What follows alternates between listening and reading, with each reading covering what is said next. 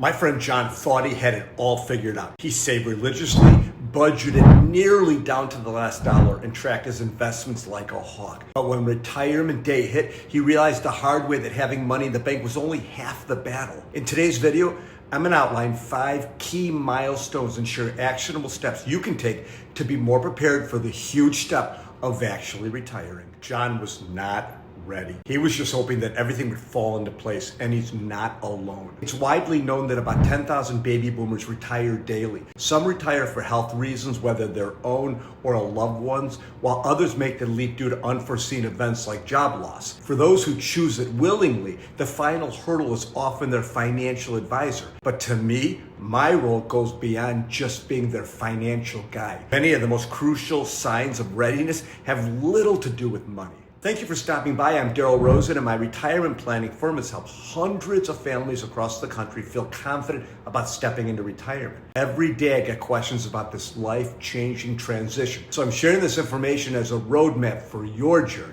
Let's get started. First milestone is that you have a solid financial plan. And I realize I just said that being ready for retirement is more than just finances, but this is the foundation of everything. Here's a quote from one of my favorite books on retirement, The New Retire Mentality by Mitch Anthony. Anthony stresses that having a strong financial plan that can handle whatever the economy throws at you is the key to feeling ready for retirement. It's not just about covering the basics, it's about having enough set aside for the fun stuff and any surprise expenses. He highlights the importance of having a cushion that lets you enjoy life, whether that's traveling, picking up a new hobby, or being prepared for unexpected costs like medical bills or home repairs. In practical terms, being truly ready means having confidence in your financial safety net. It's the kind of peace of mind that lets you spend without constantly worrying about running out of money or needing to cut back on your lifestyle. When I create a financial plan, I aim to address 10 essential questions, but to keep things concise for this video, let's focus on 3 key areas of your plan. The first area I focus on is spending. Most clients come to me with a set spending goal, saying something like, I want to spend $8,000 a month after tax, or whatever they estimate based upon their budget. But I prefer asking my planning software, how much can they spend based on their resources? It may seem like a minor distinction, but here's the thing. The biggest risk in retirement is underspending and missing out on life's experiences. The reality is that you can probably spend more than you think, and knowing that number is crucial. The second area is investment allocation. It's very important to ensure you're not taking risks with money you need to pay for your basic living expenses. Remember, you don't need every dollar of your savings on day one of retirement, so don't treat it all the same. The key is to manage risk by keeping 2 to 5 years of expenses, or at least essential expenses, in investments that won't lose value. The third area is healthcare, and this one's kind of tough. Who's going to care for you if you become ill or unable to care for yourself? Many people think, my kids will take care of me. But do you really want that? What if your kids are busy with their own careers or raising their own families? Have you planned for this? Have you allocated resources to handle this situation? This is something I think about often for my own plan, especially since my dad is in a memory unit for dementia and my late father-in-law had Parkinson's. By the way, I have a video on this subject and I'll put the link in the description. Before I go any further, can I ask you if you're enjoying this content covering both financial insights and other aspects of preparing for retirement, please consider subscribing to this channel. I have plenty of amazing videos coming up in the next few weeks. Too strong? Just hit the subscribe button if you want more. Second milestone is, can you replace your work identity? One of the most overlooked parts of retirement is finding a new sense of purpose and identity. For many, work isn't just a job, it's the foundation of their life, giving them structure, social connections, and a sense of achievement. When that's suddenly gone, retirees can feel lost and directionless. Research shows that those deeply tied to their work roles are more likely to struggle with mental well-being after retiring. These struggles can also make it tougher to set and reach financial and personal goals in retirement. So how do you fill the void? The key is to plan for activities that bring meaning and fulfillment. Engaging in hobbies, volunteer work, or other pursuits before retiring is a strong indicator that you're ready for this new chapter. Here's the thing. Replacing your work identity isn't just about staying busy. It's about maintaining purpose and feeling valued. I've seen this firsthand. My family once owned a chain of wine stores called Sam's, named after my grandfather. My dad was the face of the business, and it defined him. I worked there too, behind the scenes as a CFO. And when we sold the business in 2007, I transitioned to consulting and eventually to what I do now. It wasn't seamless, but it was manageable because my identity wasn't as intertwined with the store. My dad, he struggled deeply to find his footing afterward. So here are a few suggestions for building a new identity. First, take up lifelong learning. Enroll in courses or workshops on topics that interest you. Whether it's a cooking class, learning a new language, or studying history, continuous learning keeps your mind active and adds depth to your post-work life. Number 2, keep one foot in the door. Consider part-time work, consulting, or even a new career. Staying engaged in meaningful work helps maintain structure and purpose, reducing feelings of aimlessness during the transition. You could also pick up a new skill. My wife Jill taught herself Canva and now loves making custom signs for friends' weddings. It's not a money maker yet,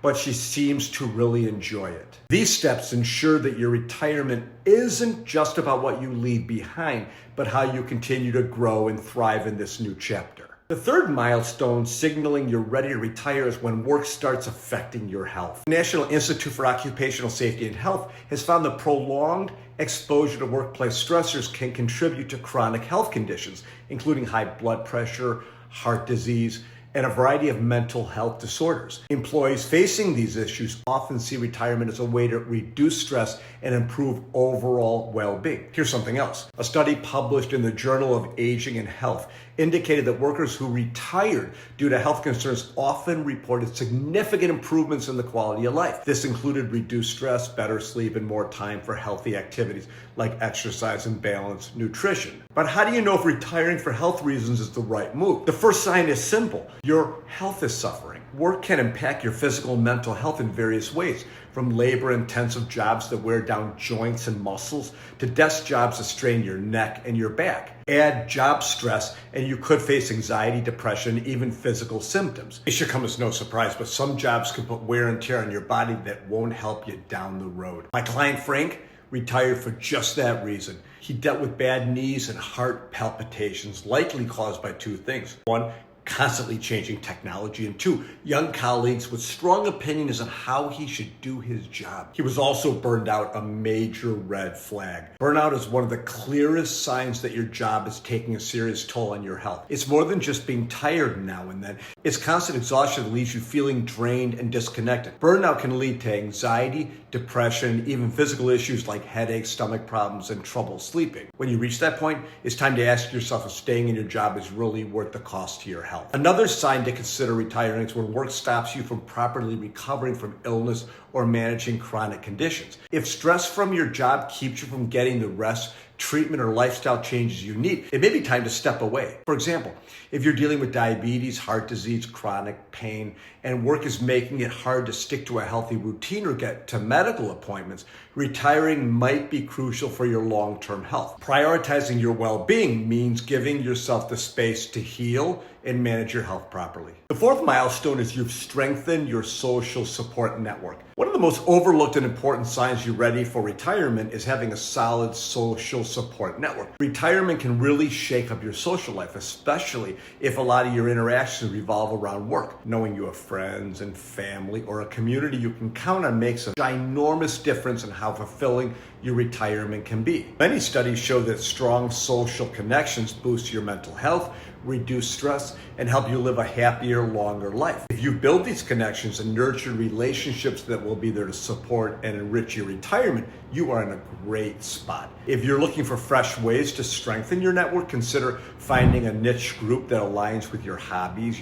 like a local history club, a storytelling group, or a mystery book society. I think my son likes those. These groups attract like-minded people and encourage deeper, more engaging connections than some kind of general social events. Mentoring is another option to consider. Sharing your knowledge with college students, young professionals, or hobby groups not only gives back, but brings new energetic connections into your life that keep you socially active and engaged. And here's a unique idea I learned from a client: hosting a skill swap gathering. It's when you invite friends, neighbors, and new acquaintances to share and teach one another skills they're passionate about, like woodworking, photography, or cooking. These gatherings create stronger bonds through shared learning and collaboration, making your social ties more meaningful and fun. If I hosted a skill swap, I could teach people how to make boring videos. Never mind. One thing I do every week is to have breakfast or coffee with a friend. Yes, I realize this is not revolutionary. I'm certainly not retiring soon, but it is something I enjoy. I hope it pays dividends down the road. The final milestone is you're not worried about running out of money. We're gonna wrap up this video with the most important milestone of all: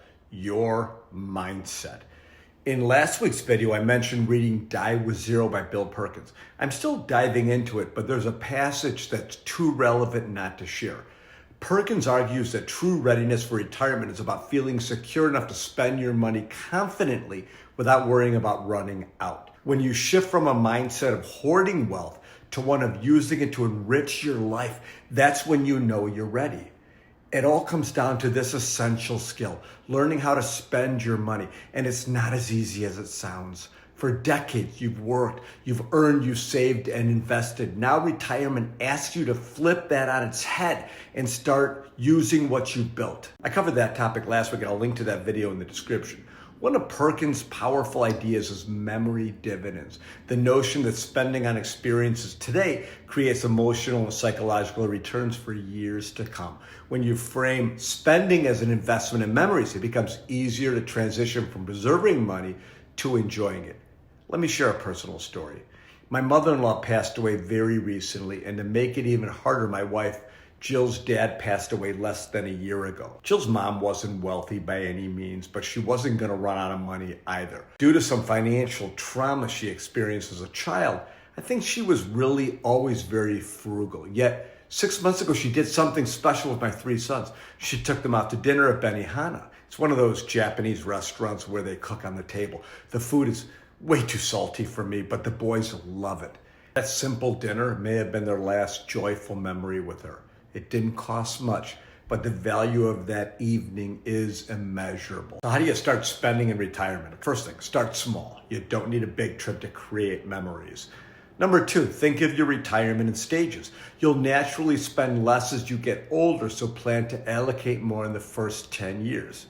And lastly, a takeaway from Die with Zero: invest in your health. Some of my friends go on cycling trips around the world. Me, I'd be happy just with a new bike so I can ride faster and maybe look good doing it. Kidding about that last part. The best way I can help you shift your mindset about spending is to encourage you to take small steps that feel manageable. Little by little, you learn to make the most of what you've worked so hard for. Now that you're hopefully more educated on how to weigh this important move, you're in a solid place to start making improvements to your retirement strategy. Of course, there's always more we could cover here that we didn't have time for.